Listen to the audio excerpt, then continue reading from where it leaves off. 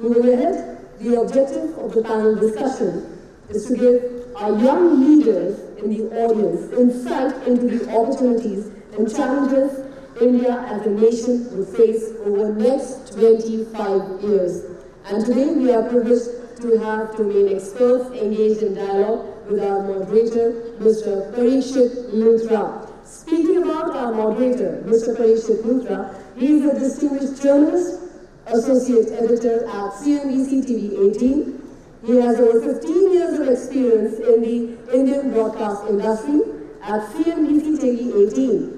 Parikshit is responsible for leading the channel's coverage on the automotive sector, trade and foreign policy. He is the host of the channel's weekly show on foreign policy called The Global Eye. Parikshit Luthra has interviewed several global business and political leaders, including US Secretary for Commerce Wilbur Ross, former US Secretary of State John Kerry. Now, let's just put our hands together for Mr. Parikshit Luthra. And of course, our distinguished panelists. Mr. Luthra, can you please join us with our distinguished panelists over here on the dais, please.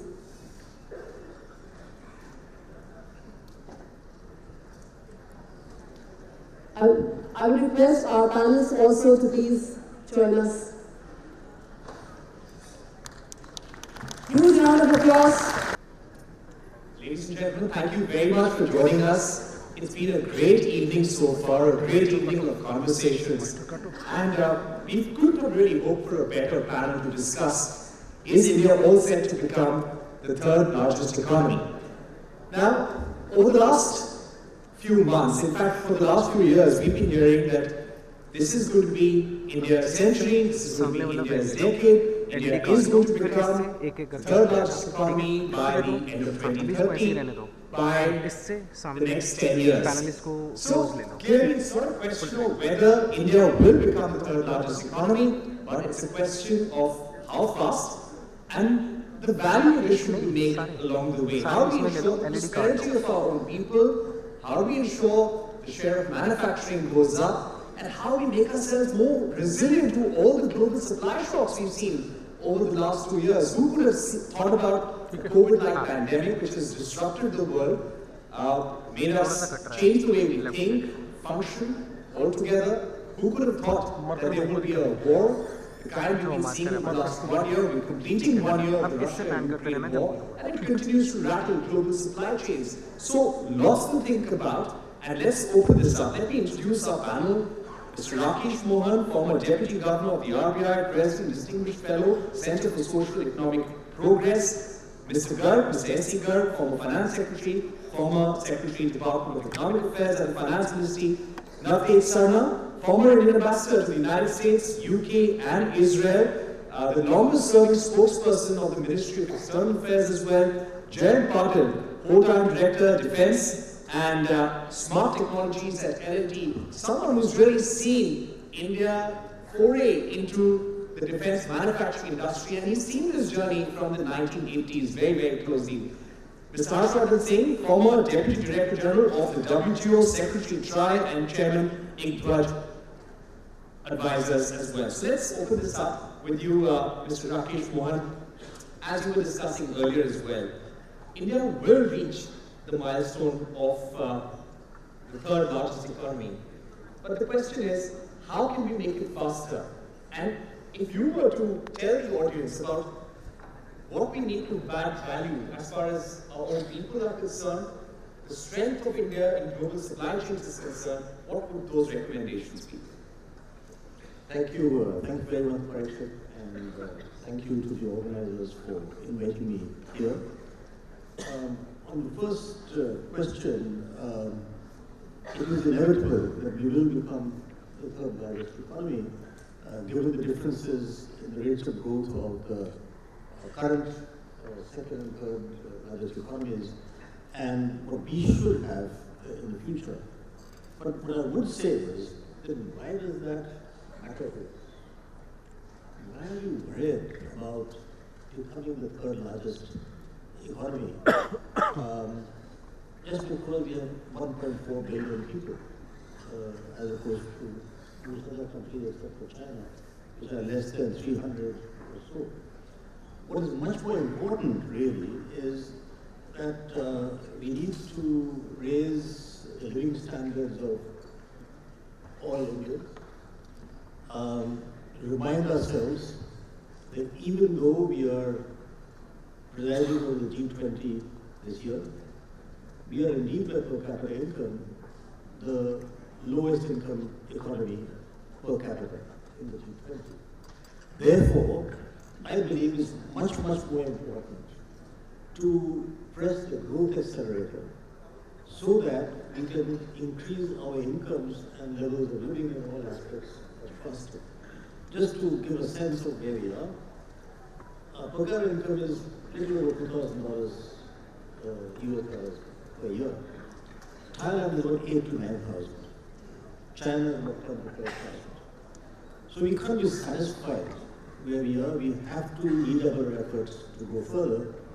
What this also means is that we must grow at least at 7% a year per capita income, which means 8% GDP or something like that. As first students, you will know, of course, that at 7% you double in 10 years. So what this means is that by around 2040, that is 18, 20 years from now, we will be at the income level of where Thailand is today. So therefore, it's even more urgent that we redouble efforts in everything that we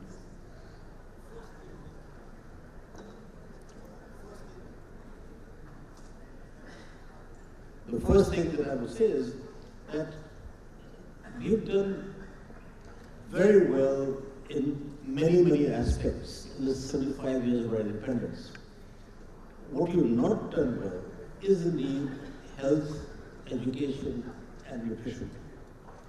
In health, for example, I'm sorry I'm giving not the brightest or happiest of remarks, but I do think these are very important as we conversations on. Yeah. That, for example, in health, we had in one of your sponsors, health insurance. The fact of the matter is that India has the highest out-of-pocket expenditures. That is what people have to spend, because most people are neither covered by the government nor health insurance. Of course, a number of new schemes that have indeed been put forward by the government, which I hope will make a difference. But the basic point is, these are the areas that we have neglected the most in the last 7 years. And therefore, this is where we need to concentrate. On the brighter side, of course, there's been a huge expansion in education, absolutely amazing expansion in education at all levels in the last 20 years. What that means is that we can now do it. We just have to improve the quality of education, but the huge expansion that has taken place, primary, secondary, I think we now probably graduate more students with a BA than I think even China or what to say. Even more important actually is that now the number of female students who graduate with a BA is greater than male students. Of course, there's a difference in which areas, but that again is all very, very positive things. And therefore, if we put our minds to it, we can do much more, because just like the COVID vaccination that was done in 21-22, once we put our mind to it, we can do it. So that's number one, that is health. Health and education. Also nutrition. We have had significant nutrition programs for a long time. We have to redouble it. I don't want to take too much time, but I do want to address the last point that you made. One of the strangest things that has happened in the 30 years plus of economic reforms, that we have not increased employment in manufacturing much. Our organized sector employment manufacturing is only about 15 million or thereabouts. At least 10 years ago, I don't know how much it is now, China's was 100 to 120 million. And that is where we really need to concentrate, is on generating high quality jobs. And of course, service sector jobs will grow pari passu, along with that. And to do that, we really have to find, I have to admit that I have not been able to understand that this hasn't happened, given the factor price comparative advantage that we have in terms of labor costs. So I don't understand it, but because on the other part of health, education, nutrition, the connected problem is unemployment, is absolutely unemployment. And we just are not concentrated at all on labor-using industries, and the record of almost all the countries to the east of us is exactly that. They concentrate on labor-using industries, and of course have gone up the ladder in terms of that. Let's not share. Not at all. Wonderful hearing those views, sir. I'll get Mr. Garg now. Mr. Garg, I know, would largely agree with you. Mr. Garg, just to open this up, get you into the discussion. When it comes to the question of reaching the third largest economy, if I were to ask you about some of the factors which can take us there faster, and along with that, what should we not lose sight of? So, thank you very much. I think when we talk about third largest economy, we normally refer to crossing the Japanese economy, which is about 5 Germany trillion. and Japan. Germany is about less than $4 trillion. Japan is the largest economy there. So 5 trillion, which is also in a way described as a national goal these days. So you cross 5 trillion, then you become the third largest economy. I don't think we consciously or unconsciously even refer that we should aim at becoming the second largest, because that seems to be too far. 15 trillion or 16 trillion is what the Chinese economy today has become. I don't know why we don't aim at that. Is it our limited ambition, or we are satisfied just being third largest? And to become third largest, to take up your question now, just incidentally let me mention, for much of the millennium, much of the human existence on Earth, India was the second largest economy in the entire agricultural age until the industrial revolution started. The second largest economy, and not only second largest, it was about 25% of the global GDP. So you were at that level. Even at the time of independence, when we came out of this colonial past, we were the fifth largest economy.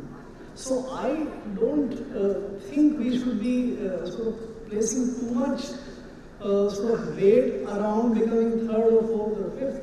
What matters to me, and what Dr. Mohan was also saying, is that what do we get there? If you want to become a upper middle income economy today, that's about $12,000 income per capita, you are required to become a $20 trillion economy.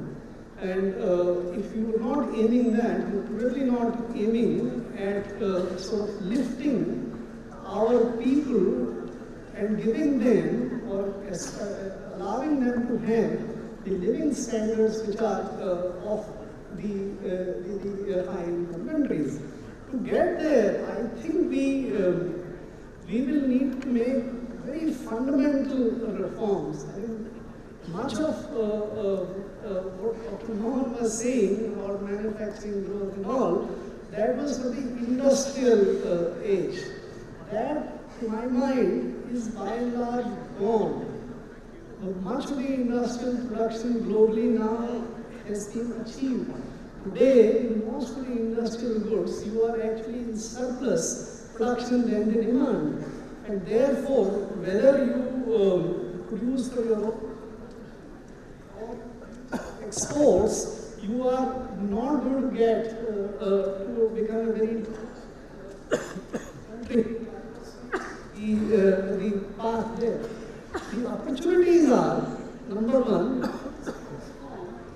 our agriculture. We are 50% of Indians are trapped in agriculture. There is a very low income future. Globally, the agriculture supports only about 2 to 5% people. If we need to get them, and industry cannot really support you now, so what is the future which can support you? The future is basically in 3 areas. Number one, services.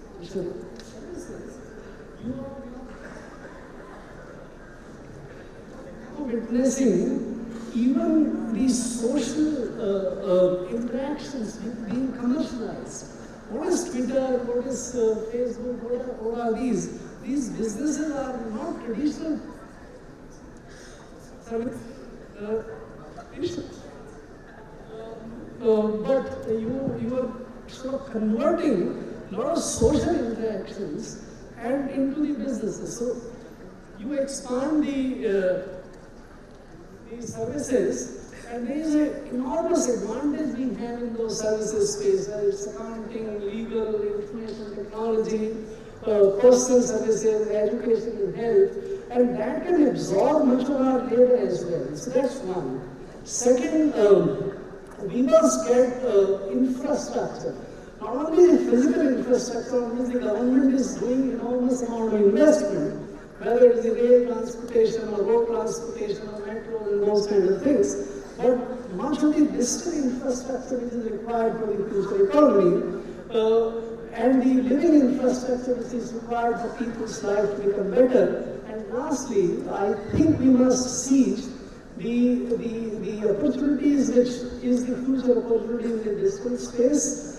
There in all its 4 segments, whether it's the chips, whether it is the codes, or whether it is the networks and the services.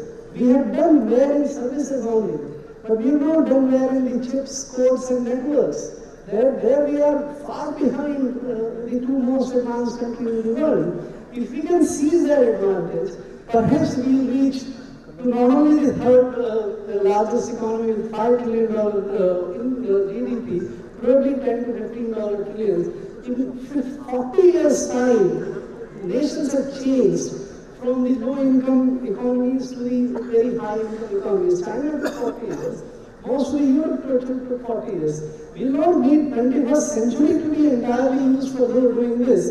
If we pursue the right kind of policies, 40 years are enough, 40 to 50 years, for India to become a high-income country. Thank you.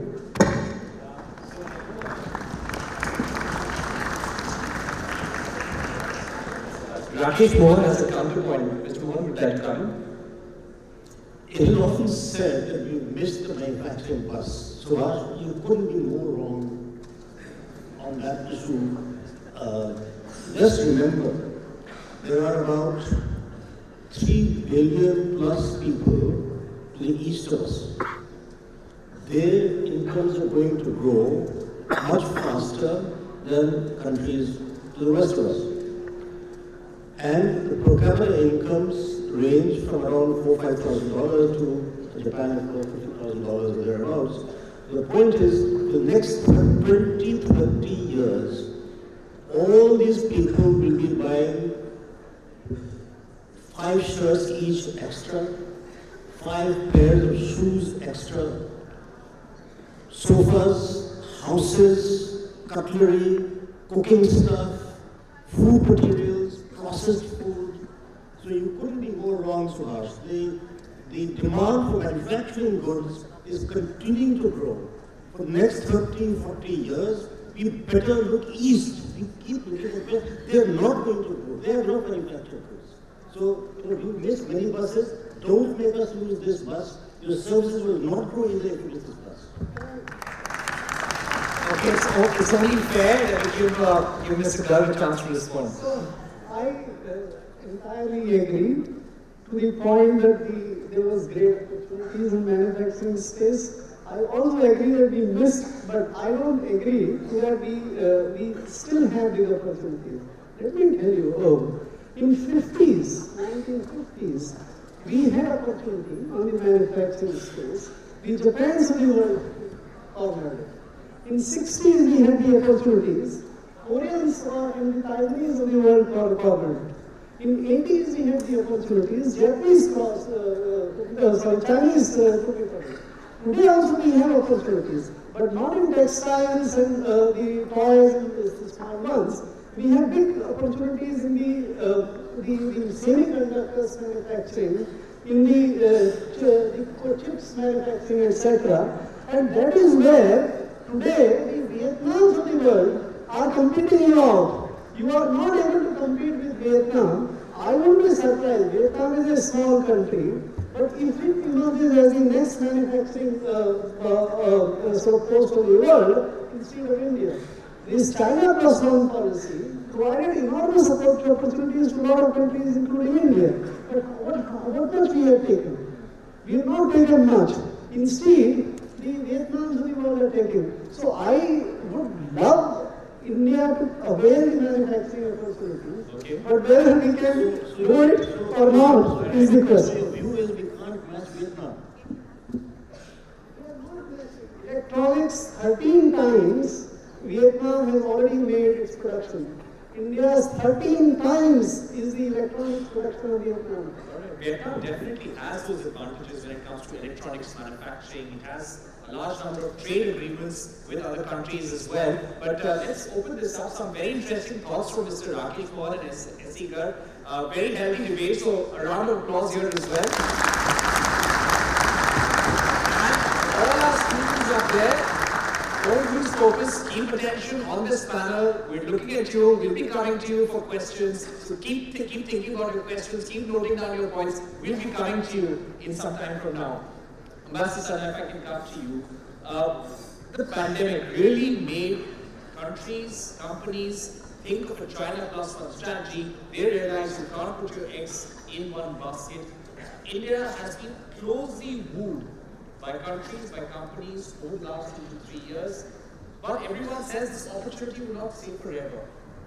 How are stars aligned for India at the moment, and what should we do to leverage this geopolitical opportunity? Thank you, Parikshit, for throwing me what in cricket is called a long hop. Because I was wondering what I'm going to do if you start asking me about manufacturing and services and other complicated things. I think I had in mind a point which you have actually encapsulated in your question, and some of the themes already touched upon by the memorial lecture given by our chief guest, Mrs. Rao.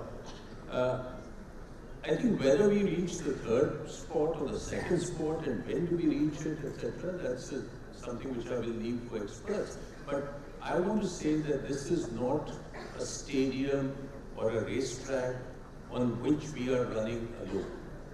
This is not just us. We are part of a world.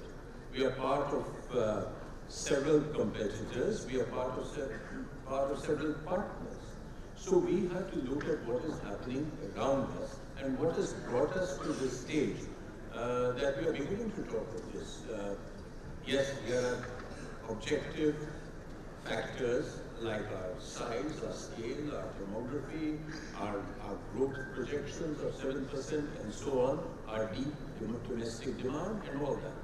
But the geopolitical impacts of what's happening in the world on our economy or our economic potential and the dangers of geopolitical developments to our economic potential can't be discounted.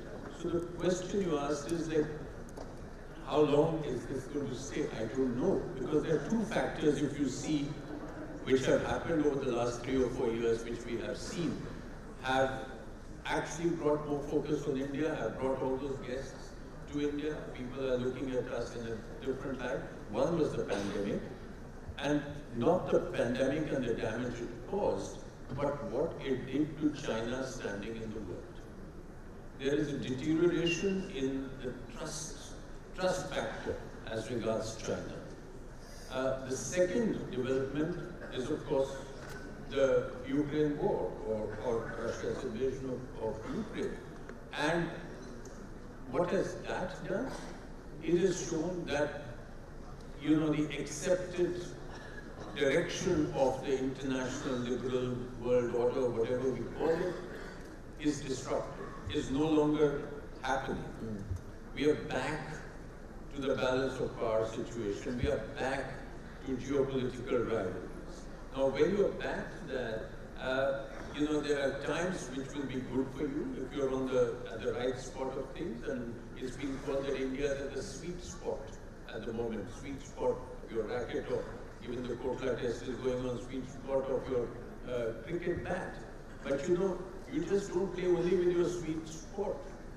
You don't know what's going to happen with the new ball. You don't know what's going to happen to the pitch.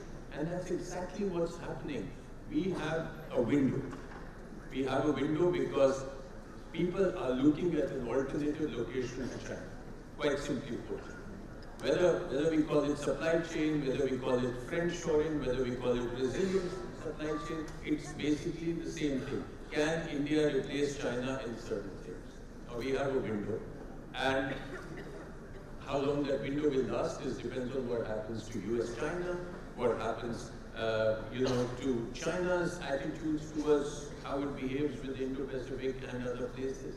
And the second thing is, given the geopolitical mad rush, the rivalries in the wake of the Ukraine conflict, the second point is how quickly are we able, or how well are we able to balance our relationships? And it's called strategic autonomy, whether we call it non-alignment 2.0, but the basic thing is we need all our relationships. And there will be a point when, there's a point to which we can play in this narrow space. There will be points when this narrow space gets too narrow for us. But by that time, hopefully, things will be better. And while we are playing this whole chess game around, we have to be building internal strengths. And you make your internal strengths to a point that you become more important to the other person than his concerns about his enemy who's also dealing with you. That is the essence of strategic autonomy. I don't know if this makes sense, but I'm happy to chat whenever you come back to me. Thanks. That's an important point, Mr. Sarna. Because when you spoke about making ourselves stronger, we saw this during the pandemic, how there was a global shortage of chips. And we suffered. We saw prices of electronic items, cars, all going up every month. But if there's someone who can really detail India's export strategy over the years, India's trade relations, a lot of initiatives that you see towards pushing more exports, a lot of this has been overseen by Mr. Harsha Vardhana Singh over the last 10 to 15 years. Mr. Singh, thank you for being with us on this panel. India is an export-driven economy. When we speak about India versus Vietnam, there's this debate which is here on this panel and also in the media that Vietnam is giving us a run for our money.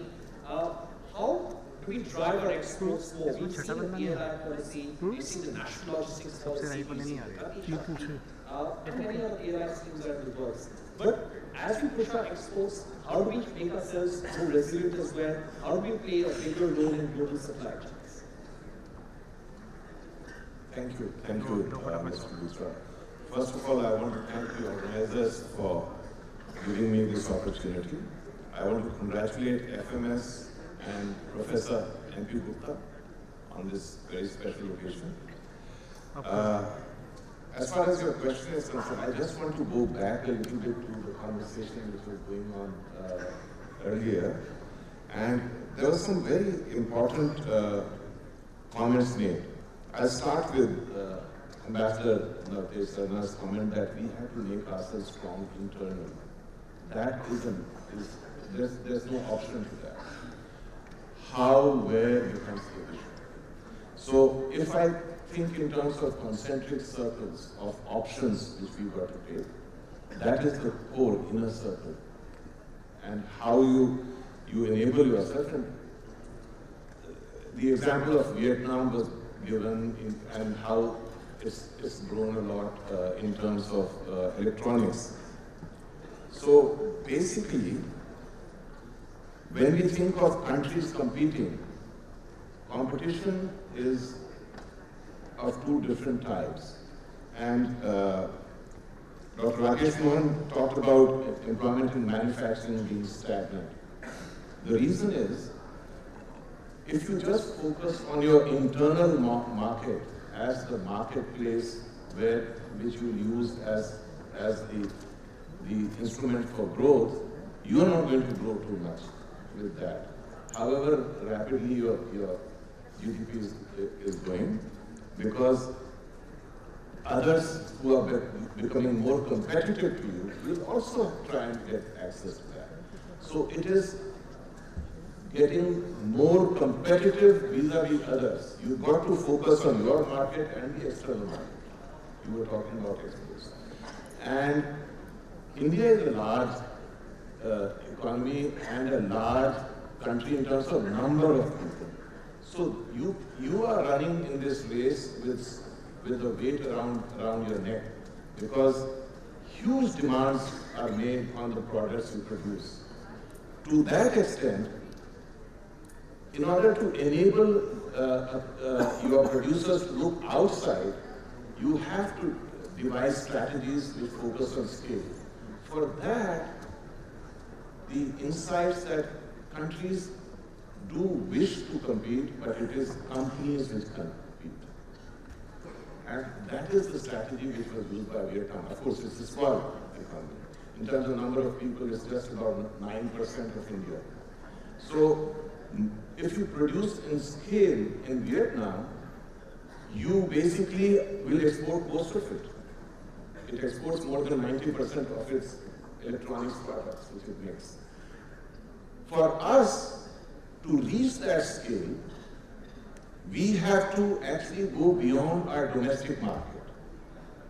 And for that, you need to rely on the global value chains, global supply chains, their location here, which means you need to improve the policy for investment, you need to improve whatever else is involved in that supply chain. So it's a configuration of policies, which for a country like Vietnam, first of all, it focused on it. Second, it implemented it. A lot of policies, India has made a lot of very good policies. We do not ensure that it is effectively implemented on the ground. So, one, I'm pleased to say that the government is focusing on this. It is looking at the key constraints which are faced in this context. You talked about PLI, you talked about some of the other policies. They are very young. It's, this year is the first year any PLI beneficiary is actually starting to get money.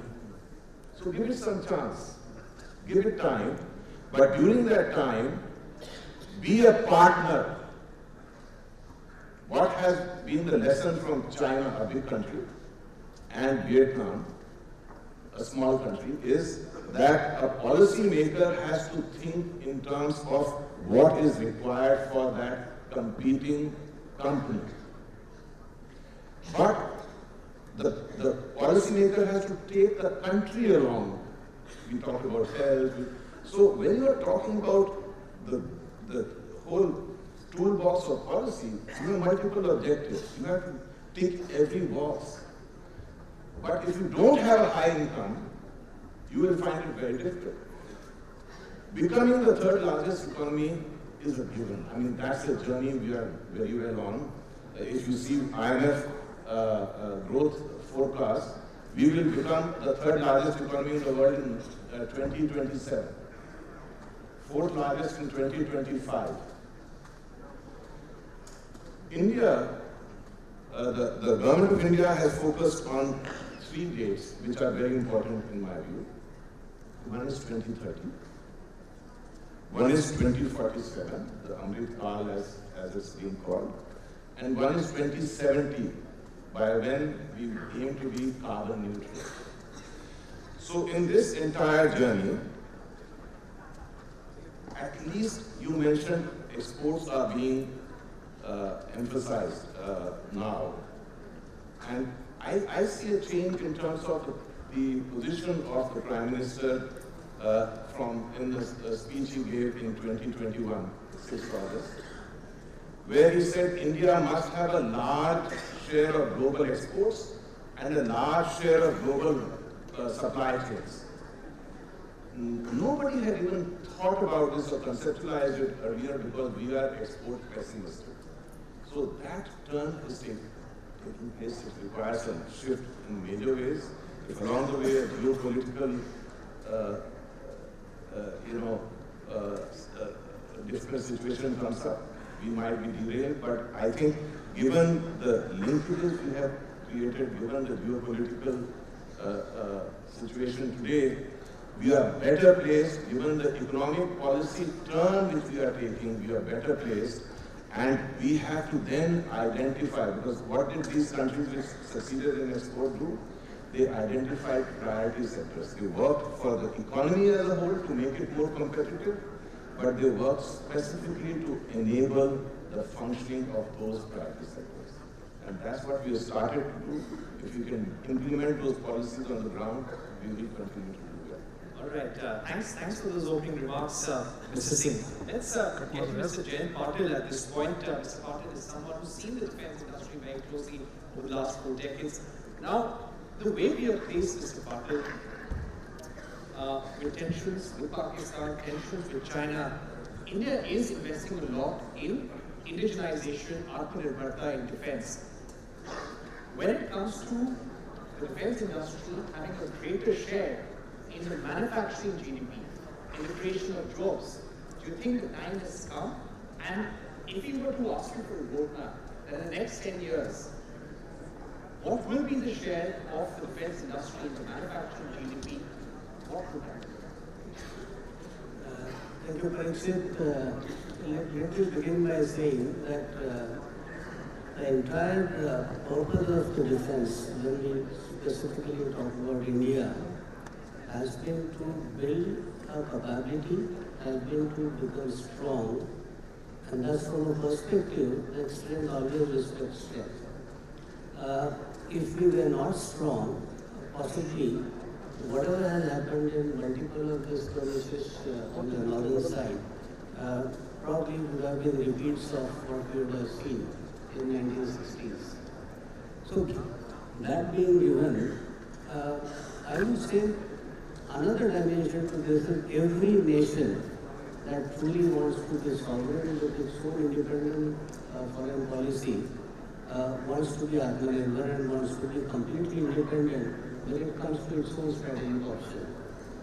We have seen one learning I picked up out of the latest what is happening in the world. The Ukrainians who gave away their capabilities, which were differentiating them, and exactly a few decades later, they are in the current situation where they are. Now, this is essentially where we see that some of those capabilities need to be within, and that's essentially where I see about a decade back a substantial change from what India was following.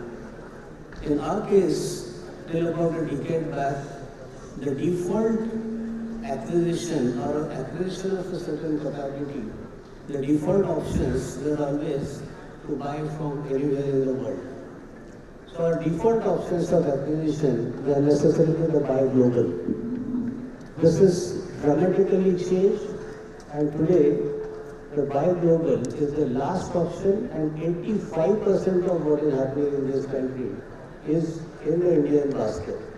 Now, not that Indian organizations have every possible capability, and that's where it becomes extremely important when we talk of a roadmap. These capabilities are today being built and being facilitated to be built. We see a sea change somewhere around 2016. From that day, if I look at last about 6 to 7 years, our acquisition has more than doubled. The contribution of Indian industry into what defense used to buy has more than doubled in real numbers also. So it's essentially 4 times. Now, this is what is creating a huge amount of manufacturing industry. I remember till 2012 to 17, the 5th plan that was getting discussed, defense revenues were not even part of the planning process. And from that stage, today when we start looking, if I do back up the envelope calculation, what we spend on defense through varieties of revenue mechanisms of Government of India, slightly short of it to actually recoup back in the form of GDP, and the capital acquisition that we actually spend more or less comes in the form of the tax revenue. Now this is in a way a zero-sum game. You spend, you get it back. Spend within the country makes all the difference, and that's where enormous amount of capability generation is something which is happening. N number of policies I can keep rattling and talking about, which we have talked in multiple other previous one-to-one kind of interviews and sessions. But one very clear directional thing one notices is we're trying to grow this market from typically 45-50% which used to be India's share, and I remember a little back if I go, 30% used to be what India used to produce for its own defense. This year's budget allocates 75% on a much larger base. Now, this is where we realize that we are not going to be only look after the land, seas and the air, but we need to start looking at the cyberspace which Anil Rao talked about. And the last obviously was the focus on industry, and that's where this industry directly relates to the manufacturing. Now I see very clearly one big difference between the service economy and industrial manufacturing. Having been in the industrial domain for more than 4.5 decades, one man does not create too many jobs in service. One man in manufacturing at the top end actually creates 7 to 8 jobs. So we are actually creating a multiplier of a very sizable magnitude when we are doing manufacturing, and specific to defense, besides just the economic aspect of it, we are actually building those capabilities. Now what is that the government is, some of those extremely powerful steps they are taking. Research in defense used to be a state subject. Defense manufacturing was itself a state subject in the past. Now that opened up research in, funding of research for building tomorrow's capabilities is actually opened up now for anybody. Whosoever has an idea can actually come up. Now that lays that roadmap to where we want to be. We want to be typically about 10 years from now into a scenario where possibly there's hardly anything that we would buy, except for possibly some of those aspects which other panelists have very rightly talked about. There are a few buses we have missed. Some of those buses, if we don't embark onto now, we possibly will remain dependent only for that. But the knowledge aspect of building those capabilities, the embedded knowledge, the intelligence which goes into our systems, that's all going to be India. And that's where you would actually have that strategic kind of independence to that extent, deciding everything on our own. We see this happening when we start talking about what's today's India's position. We are able to take our own position very independently. Now, add a military muscle to that, and it dramatically will change scenario. We could also be in a position to assert. Today we see somebody asserting one policeman kind of a scenario in the world today. Obviously, if we have to aim beyond that number 3, we have to be there, and that's essentially I look at in terms of what is happening and the contribution which the 6th arm, as we say, the defense industry becomes the 6th arm beyond the land, the sea, the air, the cyber, the space, and then of course the industry in terms of where we want to take the nation. Thank you very much for that roadmap, Mr. Patil. If you can now bring Mr. Mohan back in. And Mr. Mohan, last year in an interview had said that the kind of uncertainty that we're seeing globally right now, we've not seen this kind of uncertainty in almost 4 decades, if I'm right, Mr. Mohan. If we speak about the short-term challenges, current account deficit, inflation, and the long-term challenges that you see, where are the areas, which would be the areas where we need to make ourselves the most resilient, Mr. Mohan? This is working. Thank you, Parikshit.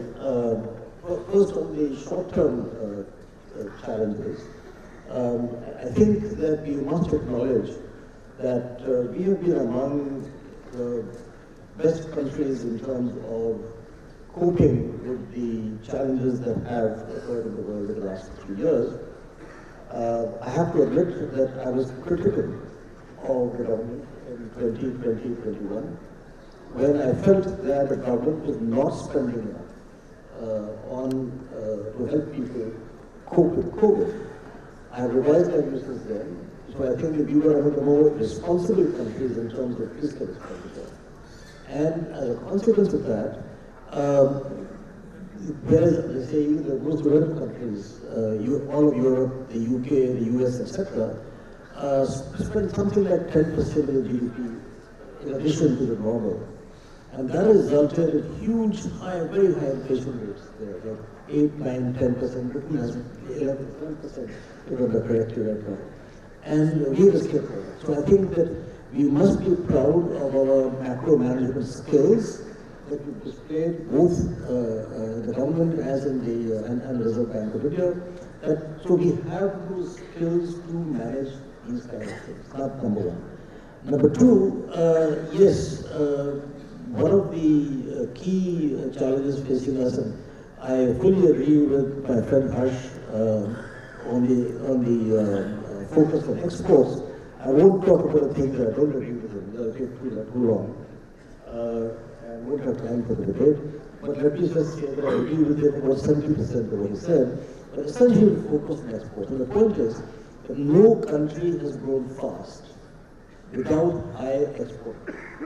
Whether it was Japan in the 50s, as Subhash said, whether it's Korea in the late 60s, 70s, whether it's China, no country, to my knowledge, has grown fast without high exports.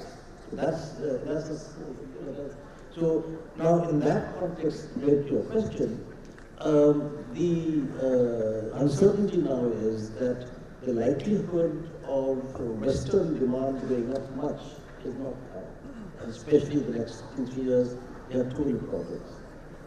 In the context of what Navtej said on the changing geopolitics in the world, and the changing geoeconomics in the world, that after 200 years plus, the center, this is something that Subhash also referred to, the center of gravity of the global economy is finally in the process of shifting from what we call the Atlantic Ocean to somewhere between the Indian and Pacific Ocean. And that doesn't happen, very quickly, but that's what exactly what is happening. And this is where geopolitics comes in, because of the new competition between China and the US. And so it's going to cause huge geo-economic problems, management of the global economy, the overall liberal order in economics as well as in politics. So it's going to be very troublesome. Remember, when the last such transition took place was somewhere before the First World War and Second World War, where the big power changed from the UK to the US. It took about 30-40 years. And remember what happened during that time, 2 world wars. I hope that we have learned from that. We don't have 2 world wars on the page. I have people like you with your skills in diplomatic services across the world. So this is just a slightly longish answer that this is a big, that because of the global slowdown, export growth will be more difficult. Therefore, we have to do what I should say and really concentrate on promoting exports. In terms of what we need to do, Subhash said manufacturing Korea, Japan in the 50s, Korea in the 60s, 70s, China 80s. What was different? Why could it do it then? The difference, look at all their health and education indicators at the time that they took off so that they had enough people do what had to be done. In that context, since this is an educational institution, let me also say on a side, notice that despite the fact that's a key problem, none of the other panelists have mentioned health or education or nutrition as a priority. You can't grow semiconductors if you don't have R&D. You have 40% vacancies in the faculties of IITs. Forget the lesser colleges. Delhi University, I don't know how many people, I think it must about 30-40% also, Mr. Suresh. You said you hired 23 people last year. So these are the things that you can concentrate on, make sure medical colleges have the new aims about 70-80% of vacancies. You can't find medical teachers. How are you going to start? The point of this thing is, you really have to concentrate on human capital and development. Everything else will follow. Now, I just wanted to give Mr. Patil, L&T is really among our best firms in terms of ethics, in terms of their production, in terms of the technologies they develop, and all has been done internally. And I think so I'm really happy that you are here on the panel, because L&T is the kind of firm which we have to encourage more and more. I can speak longer if you want, but I think I'll start off. Lots to think about, and I think those points on human capital, you've spoken about them earlier, but R&D, this is something that the industry has also been saying, that we need to increase R&D spends if we need to spur an innovation culture in the country. Yes. So you asked me again. This is again a puzzle to me, that the R&D, total R&D as a percentage of GDP is actually low today than it was 30 years ago, both in the public sector and the private sector. I don't quite understand why this is happening, because what we had thought when we were doing the 91 reforms, that with greater competition, industry would do more R&D. To give an example, so that's the issue, that's very interesting actually. Compared to that, the world average pharma company, the world average pharma company is 16% of the world. Our best is 12%. So you're absolutely right that I don't know how to get done. My friend Mashad Forbes, who used to be president of CII, he's also a researcher and a professor on this issue. And he has been writing on this, I think, one of the best stuff written.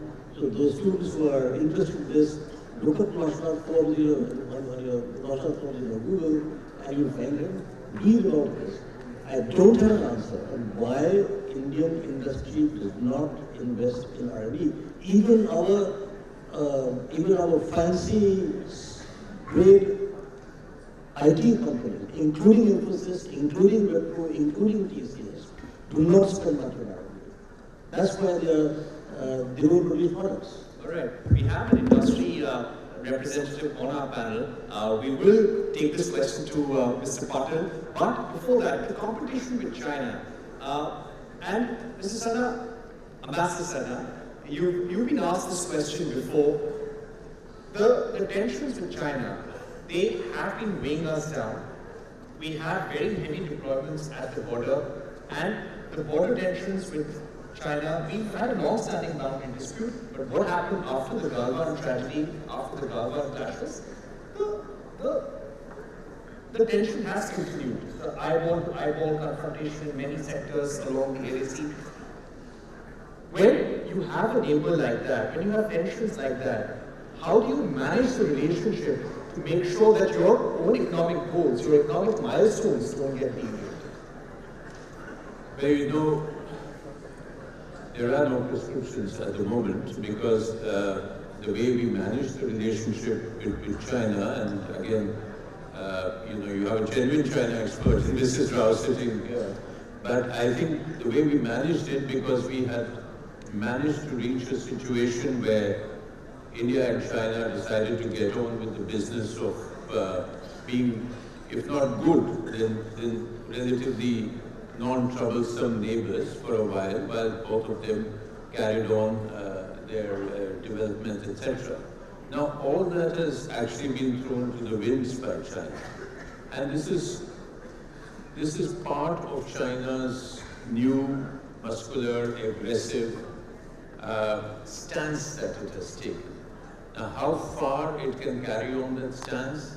When does it choose and pick and choose to open one problem or the other? Is it the border with India, or is it Taiwan, etc., or other places? It is difficult to say at the moment. But what I want to say in response to your question is that We have to manage these relationships, and not only with China, but the entire neighborhood. There is no other way that we can move, successfully on the economic and socio-economic development by leaps and bounds if we are going to be bound down by problems in our neighborhood. Especially when we have an economic crisis all over, Pakistan, Sri Lanka. Yes, and China is not simply, not just Galwan, or it's not just Dokla. China is active in all our neighboring countries. And this can be a consistent pull down to your economy. So a successful neighborhood policy is part and parcel of, or an essential part and parcel of a successful foreign policy, even before we start looking at geopolitical rivalries between Russia and the US and China and the US, our own neighborhood, what has been called, that we need what is called a peaceful periphery, if we have to look beyond that. It's easier said than done, because there is instability in the smaller neighbors, and that is going to be a problem. So that is part. But that's part of our diplomatic task. Right. Thank you, Mr. Sarna. Mr. Patil, if I can get you in at this point. Mr. Mohan has spoken about the need for greater R&D spends. This has been an ask from the defense industry as well, even ahead of this budget. Have greater R&D investments for the Indian defense industry if you want to grow, if you want to innovate in the defense sector. Why do you think this has not been happening, not just in the defense sector, but across the industry, and what more can the industry do on that? On the strategic sectors, which includes obviously defense, enormous amount of R&D primarily has been in the public sector. It's the government sponsored R&D. Huge amount of budgets actually have been committed right across the three, the nuclear, space and defense, which primarily remained. The first sector out of them genuinely being opened is now the defense. Now, this is essentially a backdrop. Second, I don't think today that any incentivization, if somebody wants to move forward an R&D and create a product and want to approach somebody that I have a product, will you buy? We have a policy today which essentially says I cannot buy it from you because you are a civil party. I think our processes within the government need enormous amount of maturity to come in, and one way this maturity has to come in is if this funding was now thrown open to people, because my belief is efficiencies are completely different in different sectors and segments, and those efficiencies will actually start delivering result. It was open. Defense is the first place where the government has done it. I'm sure space is just about opening. Nuclear would be next to follow. But on the incentivization, I remember a specific year, 2014-15, when all incentives for research in industry were taken away by the government. Now, this is typically of thing that there are few organizations who want to spend sizable money. Now you better pay it through your PAT. And you are now telling that don't return it to the shareholder. And this is essentially where we see the dilemma of an industrialist. What do I do? If I do something state of the art and something completely different, am I going to look at somebody going to be buying? Because in defense and the strategic sector, there is one customer. If there were multiple customers, we didn't even have an export policy. Till 16, we couldn't have exported. Now, policy actually got created and exports started happening, and we have done typically 15, 16 times growth in defense exports in the last 7 years. Now, this is essentially where the power of policy and the power of taking it away from the hands. I think we need to put our act together, and that's essentially where it can happen. Today, there's a very clear focus that the government is paying attention to that. That's the reason I talked about the 6th arm. Now, we also realize that if I keep importing, any day I can be stopped usage of that equipment in the days of what we keep talking, the IoT, the AIs. You buy an equipment from outside, the day you want to push the trigger won't function.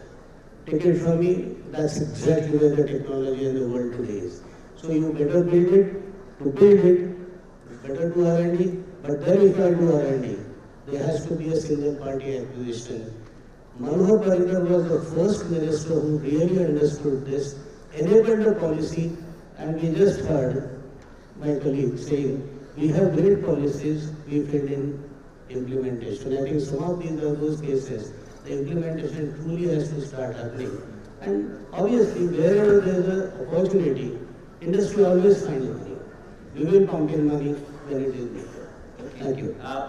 Ladies and gentlemen, the students at the back, we're going to come to you in just about 10 minutes from now. So please keep your questions ready. We will ask you to raise your hands for those questions. I'll take my final comments from Mr. Garg and Mr. Singh. Mr. Garg, coming to you. The Prime Minister has spoken about how energy transition, how green hydrogen, how clean energy, biofuels are very critical to India becoming the third largest economy. How important is it to get this mix absolutely right? And we've spoken about PLI schemes, we've spoken about the national logistics policy, we've heard about Gati Shakti. What's the focus that's missing in our toolkit to make ourselves a greater manufacturing destination, to attract more investments and play a greater role in value chains? So the power sector is very important, energy sector is very important for the industrial competitiveness also. We've done a lot in doing ease of business, but the cost of doing business and the competitiveness of doing business is critically dependent upon the power sector. The fact that we sell our power at the costliest rate to the industry makes it much less competitive across the world. The big issue there, I think we are talking about renewables, hydrogens, and many other things, but the biggest elephant in the room that we are not addressing is the profitability or even survivability of the discoms. The distribution companies in India use about 2 lakh crores out of 7 lakh crores in the total power sector sort of value added, and of the value of the electricity they produce. And that makes everything go as problematic. They don't supply, even the private sector, it produces the power at much lesser cost, is subjected to cross-subsidy charges and many other things. And therefore, until we sort of bring basic reforms, smart meterings, etc., can bring some sort of marginal reforms or advantages, but not solve the problem. So that is the big issue. Likewise, in the other energy space, the oil, gas, etc., we are usually dependent on the imports. We don't have. Whether it's, and we are expanding enormously the gas economy, but again, that's all. Even our fertilizers and other production is dependent upon the imported gas. There, how do we handle this thing that we continue to be dependent on that? Alternatively, can electricity take some part of that load? But electricity, if we don't solve the problem which I just described you, we have a catch-22 situation. So that is, to my mind, a big sort of straight jacket where we got into, and we are not able to come about. The PLI is, again, is an attempt to take away or sort of bypass the general lack of competitiveness. When we say that in this industry we'll give you 6 or 5 or 7% advantage, what we are saying is that to that extent you are generally non-competitive in the country and therefore we'll take care. If you focus on some critical areas where the multiplier effects in terms of production would be much more in times to come, we probably do, for example, in the mobiles and that kind of thing, where we have created the big industrial database though still our value add in that sector is much smaller than for our comfort. And in that sense, the incentive as a percentage of the value add turns out to be much more attractive. That's what brings a lot of industry over there. But if we expand this to very traditional sectors like textiles, air conditioners, and many others, very small, light weights and things, that is not going to solve the problem. We simply can't put the general non-competitiveness under the carpet by sort of providing some PLI support somewhere there. I think a lot of more strategic thinking and much more focus for the future is what is required to be done, rather than trying to change or solve some small problems somewhere. Right. Deglobalization and protectionism. How would you address these concerns, Mr. Singh? Thank you very much. Can I just weave a few things together and then approach it? Sure. Because when I listen to all the various points, there are some priority issues, and you talked about that with Dr. Rakesh Mohan. And I completely agree with him about the prioritization and emphasis we need to give to health, education, nutrition, etc. We have to learn lessons from those who have actually done well. We talk about R&D, etc., etc. You know, there is a method in the path they took. So when you see the rapidly growing, the flying geese kind of pattern, the newly industrialized countries, etc., many terms are used for those economies which are now becoming the center of gravity. They accompanied their economic growth. In fact, they preceded their economic growth with efforts at gender mainstreaming, improving health and food availability, and education. The second problem, and you know, so if you think in terms of what are our main problems, one is employment, second is these key variables which we have to address, and third is time. Actually, we don't have as much time as they have.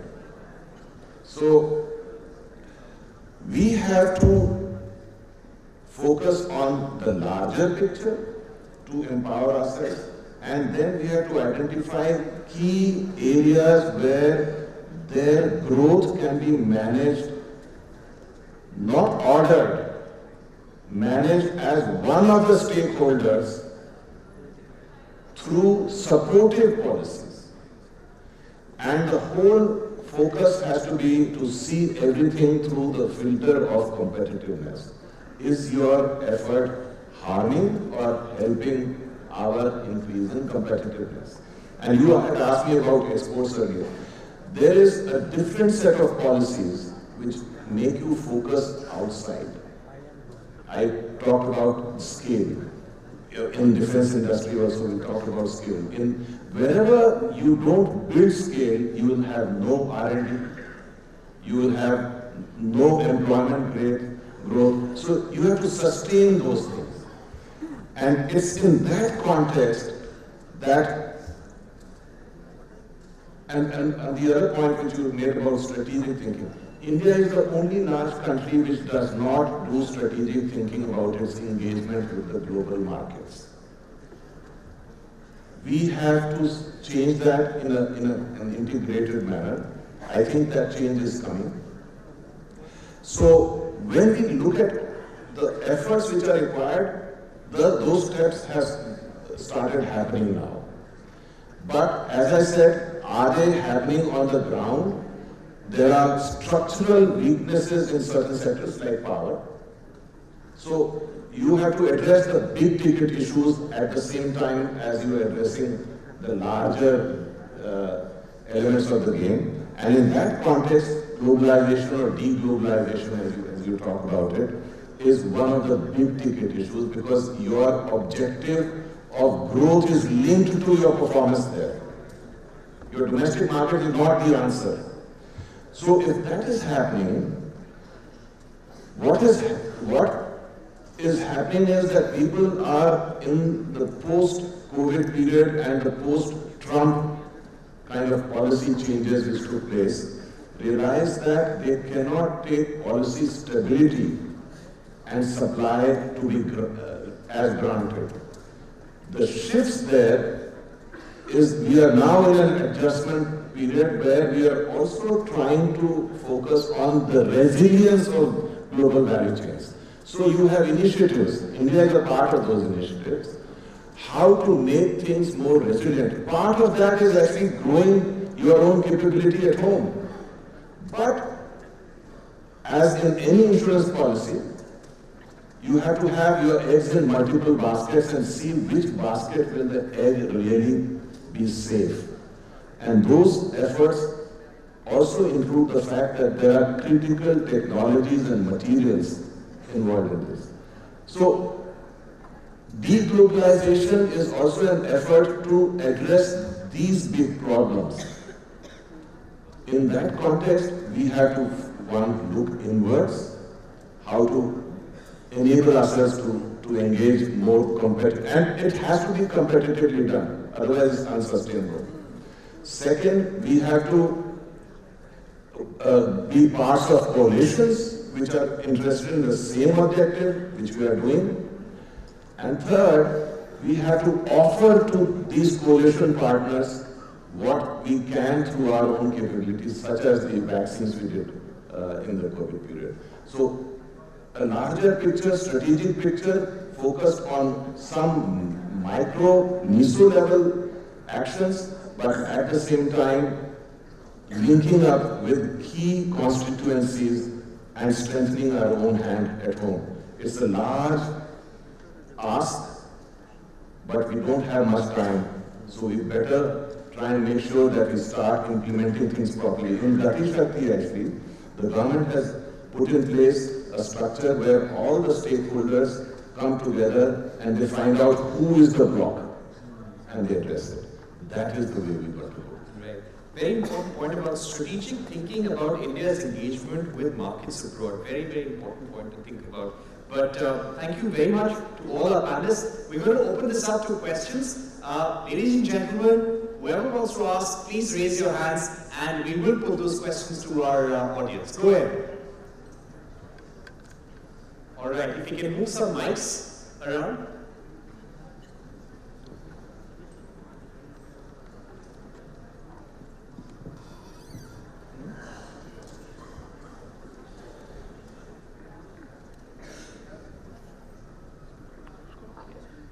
So we'll take 2 or 3 questions together. If any of the ladies at the back, any ladies here in the audience, right? Please give a mic to her. May I? We'll take questions together. Good evening, sir. So I'm Dr. I Rakesh. told ladies first. Okay, please.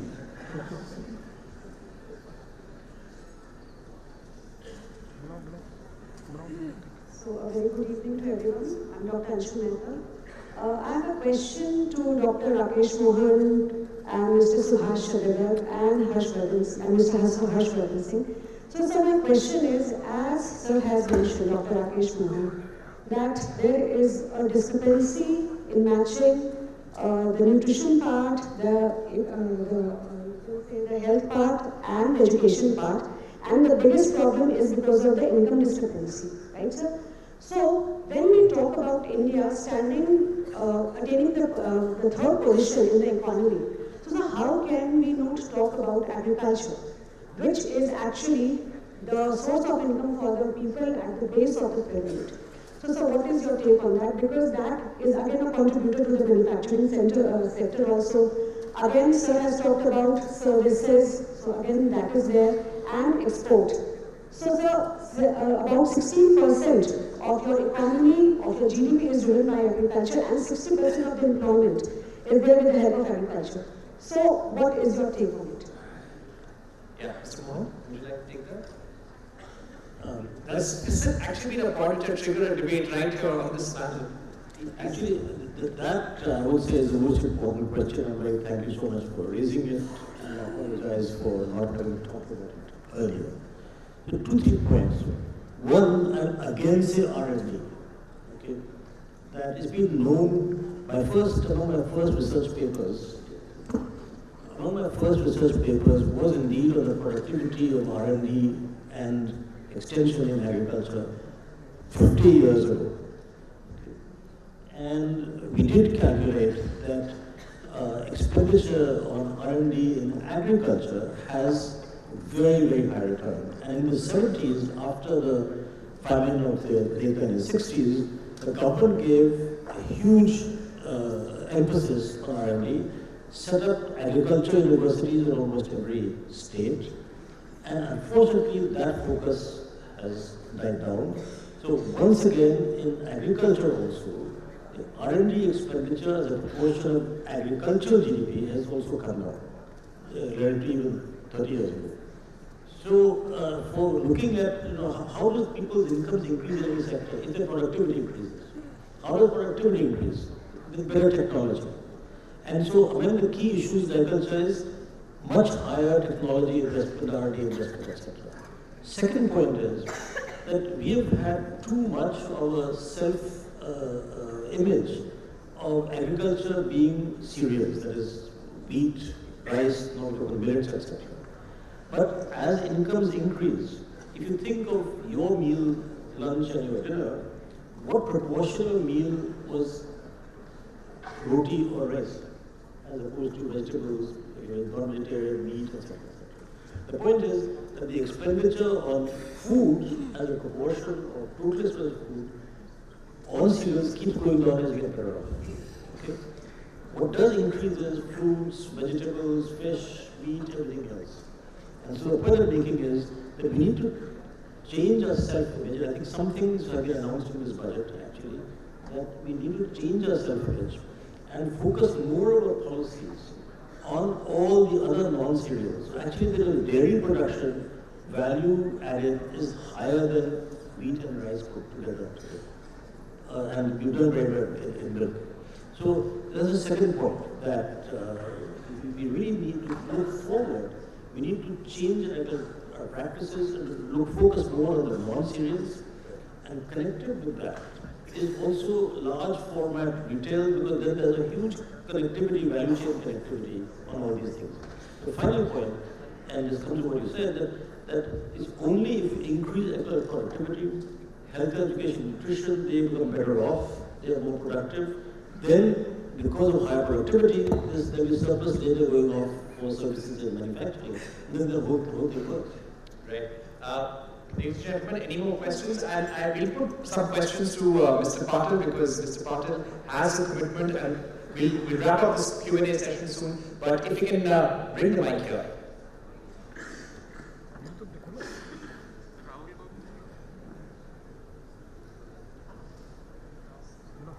Good evening. I live in the US, but I have a home here, so I visit here all the time. To all your questions, I was involved in manufacturing. I started off a manufacturing plant in North Carolina, which I built up for nuclear power plants and sold. Then I got into the engineering side of things. But to answer all of your questions, you need manufacturing. Absolutely you do. Even today in the United States, they will subsidize, they've got billions of dollars to get chip making back to the US. Because for every manufacturing job in the US, it generates 12 more jobs. So it just extrapolates. Now, I ran a plant in India in the 80s. It had about 800 employees. And I realized that the labor rate in India is very cheap. But the labor is not cheap. When you aggregate the total cost of what the labor spends, so you have one guy who's telling you, well, let's hire another guy. Who's saying, you work yourself. I compare it to Pratt & Whitney, which makes the jet engines for all which you fly in. And we built a power plant for them because of energy, because of electricity costs, we optimized it. I was walking through a plant, and it was all empty. There were only about 60 people working. They said 2 years ago, there were 400 people in this plant working 3 shifts a day. Today, there are 60 people working 1 shift a day, producing 3 times the volume of the work because they automated all their machines. Now, you're competing with those people. Here, the labor rate is cheap, they are bringing their labor rates down. So if you're going to compete, it's going to be a dog-eat-dog race until and unless R&D, manufacturing, optimization starts to occur at the very base level. There is no training here, there are no electrical codes. An electrician comes to my house, he charges me $80 an hour, that's 6,400 rupees a day. Here I can get it for 100 rupees. So I know I have an advantage, but he brings 1 pliers, he doesn't know what the voltage is, he doesn't know where the neutral is. Then he'll fix it. Okay. Mr. Patil, would you agree? I think we have a mixed bag when we talk of this. Automation certainly makes things far more, the productivity dramatically goes up. Example was talked about by Mr. Mohan about Lasting Total, and not that because I work with the company, we produce warships with Industry 4.0. So scenario is, you will always find in everything, these are not equal. So there will be organizations which know how to make it better. I can make a statement. I have not lost 1 single contract that I bid against a global major. Every program you will make here, if you bid and you have the tools, you have the R&D backing, and you have various other things. Labor is cheap here certainly, but you very rightly said the productivity is low, divided by that, your cost becomes higher. In India, the other aspect of this is the capital is very expensive. So automation is not easy to do. So you do automation very differently in India than what you would do anywhere else, and that's essentially where you try and strike the balance somewhere in between. Okay, thank you very much, Mr. Patil. Any more questions? Please keep them short. Yes, the gentleman at the back, he's been raising his hand for some time. Can we send the mic there?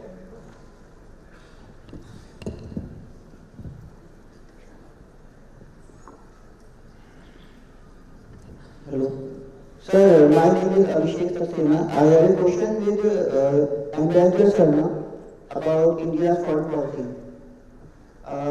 India's relations with China are very tough, and for a long time there has been war and there are various conflicts. I have a very serious question. When China is not supporting one India policy and it is creating trouble in Jammu and Kashmir and Arunachal Pradesh, why India is supporting one China policy and why India does not support Tibet freedom? I'm afraid, can you just repeat it? There's too much of an echo. If you keep the mic a little... And keep it a little brief. Yeah. My question is, can you hear me?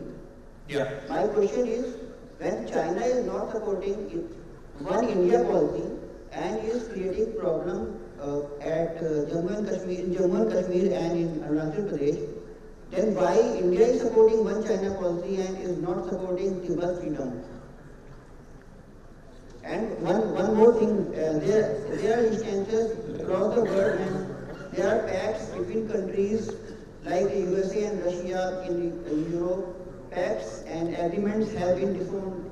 Even China has agreement with India for keeping peace at LAC, and it has won back in Galwan and at Dogram.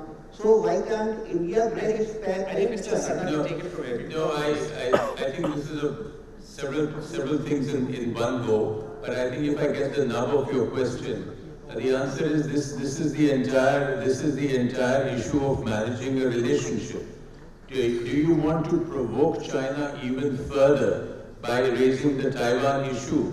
And how do you know what India's real policy on Taiwan is? It may not be always, everything may not be stated. Even the US is very ambiguous on the one China policy and on the issue of Taiwan. So I think this is a question, this is the way we manage things. When China does a very overt it's a very overt action on, it's a pro-Pak action or a J&K action, then India will respond in the way that is seen fit. But I don't think you can simplify this simply to say that if China is supporting Pakistan, we should revise, we should explicitly negate the one China policy. I think there are many ways of responding, and some people would say Quad is one response. And we are responding in different ways, in different countries, in different scenarios. So it's not such a straightforward thing, is all I can say publicly to you. All right. One more question and then we wrap this panel. Yeah.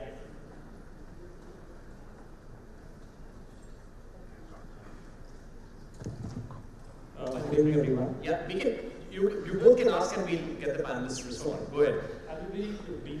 I'm Dr. Raman Singh, I'm the head of incubation for a government medical college. I want to know the role of premier institutions like FMS in building up public incubators in the country. Okay. What about you? Yeah, my question is for Mr. Garg. So you said about about manufacturing, that we miss the manufacturing bus. So I completely agree with you. India is all known about the demographic dividend we have. Going forward, it's all about automation and AI-based factories. And US companies have made sure that they're taking out this demographic dividend advantage from the cost. Brief question, please. Yes, so just 10 seconds more. So they're setting up battery capex at lower cost than China. So what do you suggest for us, for a country like India, where we have a huge population? What do you suggest that what should be the way forward so that we can use this demographic dividend if we are not going out the manufacturing bus? See, I think this concept of demographic dividend is also a little amorphous. You have too many people, you call it advantage, and you're not able to deploy that labor productively. Most of the labor is unskilled, at least unskilled for the digital economy. So I don't think that should be considered as a huge advantage. Even the play of the world is that the more you develop, the more you become rich, your proportional population actually declines and growth declines, and then it starts tapering off. Even in China now, the population starts declining. So I think we'll have to grow, we'll have to become rich for the population problem to solve, rather than trying to take advantage of that. I am entirely in agreement with you that the future of even manufacturing or future of services is very different than what was in the industrial age. The AI of the world and the chips everywhere. Anything you take, any equipment today is different than what it was today, tomorrow, yesterday. And therefore, if we focus on the digital economy of the future and the services around, I don't know whether you follow the gaming, which we consider as gambling and wasteful, etc., is largest job creator these days. E-sports are creating enormous amount of jobs. That is where the future of India will lie. If we miss that again, we will probably repent like we missed the industrial revolution. Okay. Mr. Singh, we had one question about the role that institutions like FMS can play. Would you like to respond? Thank you. Long back, I did a paper on innovation in developing countries, and so I looked at several experiences. And innovation, so I'm answering this through the concept of innovation itself. In developed economies, normally it's a large technical shift of the frontier itself. While in developing countries, these are smaller steps which take you towards the frontier to adjust for what is missing in your ecosystem. So if you can just focus on what is required in specific sectors, what are the steps to increase productivity or fill a gap, together with the user, because the biggest gap in developing countries was that research or educational institutions were not in touch with those who would use the products. So it's not just your responsibility. I think perhaps the other side should also come together and find beneficial initiatives taken in a way where there are mutual advantages. If you can focus on that, you will be solving problems, you will be energizing yourself, and you will be taking steps to address maybe some of the things we've been talking about. Thank you. Thank you very much, ladies and gentlemen, to everyone in the audience for joining us. It's been an excellent discussion, and we've really hit all the points when it comes to the factors that will come into effect when India is embarking on the path to becoming the third largest economy, and let's aim higher. I guess that's what everyone in this panel is saying, that becoming third largest is given. It will happen sooner or later, but let's aim higher and let's try and reach there faster. Thank you very much. Thank you so much. A special thanks for taking your precious time out. We would like to extend our heartfelt thank you to our moderator, Mr. Parikshit Luthra, and distinguished panelists.